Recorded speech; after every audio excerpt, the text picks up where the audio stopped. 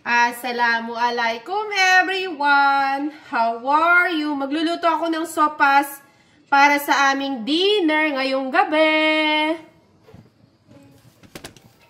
And maglalagay ako nitong ghee. Lagay ko tong sibuyas. Ayan. Lalagay ko na tong black pepper. Asin. Ay, ang bango ng sibuyas ah. Oh. Ayan, lalagay ko na tong buto-buto. Ito yan ng manok. Oh. Lalagay ako ng 2 Knorr cube.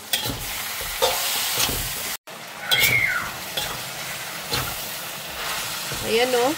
Sarap na oh. Ito tong carrot ko. Masarap sa sopas, maraming gulay eh. Ayan, maglagay ako ng hot water. Ayan oh, tingnan nyo. Tingnan natin tong pasta. Ay. Ayan oh. Natin ng paminta. Paminta.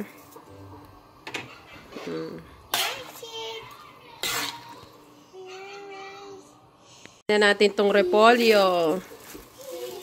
Ah, sarap po, dami. Daming gulay, mas masarap. Masarap naman talaga sa sopas, maraming gulay. Lagay ko na tong gatas. Yes, sopas. Favorite ko ang sopas, ah. Say, bismillah. Ayan, nakain kami ng sopas. Luto na ang sopas namin. Chicken. Sarap po. Mo siya yan.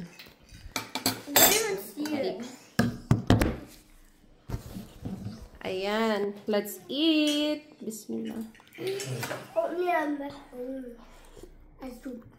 Sarap?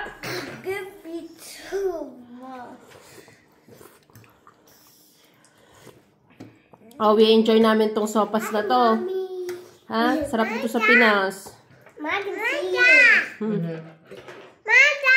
Eat. Why are you doing that? Sarap.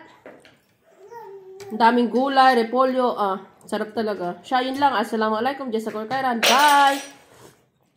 Dinner namin to. Hindi to almusal. Dinner. Why are you doing it the other way?